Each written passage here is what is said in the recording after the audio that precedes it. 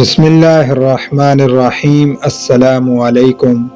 پیارے دوستو، کہتے ہیں کہ کسی ملک کے بادشاہ کی کوئی اولاد نہ تھی۔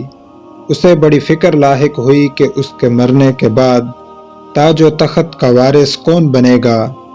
ایک دن اس نے اپنی سلطنت میں یہ اعلان کروایا کہ وہ ایک بچہ گود لینا چاہتا ہے تاکہ اس کے مرنے کے بعد اس کے تخت کا وارث ہو۔ انتخاب کا طریقہ کار یہ بتایا گیا کہ سارے ملک سے چند بچے منتخب کیے جائیں گے۔ ہر بچے کو بیج دیا جائے گا۔ جس بچے کے بوئے ہوئے پودے پر سب سے خوبصورت پھول کھلیں گے وہ بادشاہ کا وارث بنا دیا جائے گا۔ ایک نہایت ہی ہونہار لڑکا بھی بادشاہ سے ایک بیج لے کر اپنے گھر آیا اور ایک گملے میں بو دیا۔ وہ ہر روز اسے پانی دیا کرتا تھا۔ اسے امید تھی کہ اس کے پودے پر سب سے زیادہ خوبصورت پھول کھلیں گے۔ دن گزرتے گئے مگر گملے میں سے کچھ بھی نہ نکلا۔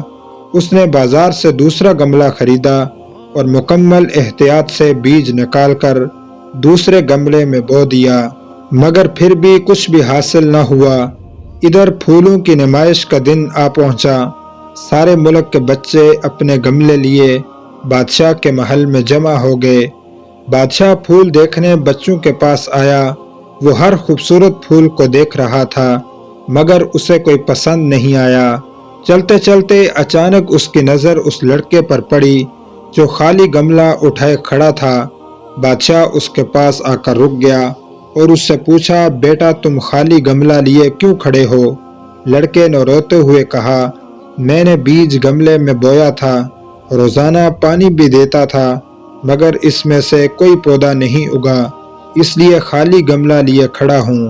لڑکے کی بات سن کر بادشاہ نے کہا، مجھے ایسے ہی لڑکے کی تلاش تھی جو سچا ہو۔ بیٹا میرے بعد تم ہی اس ملک کے بادشاہ بنو گے، کیونکہ میں نے سب بچوں کو جو بیج دیے تھے وہ ابلے ہوئے تھے، خراب ہو چکے تھے، اس لیے ان سے پودے کا اگنا ممکن ہی نہیں تھا۔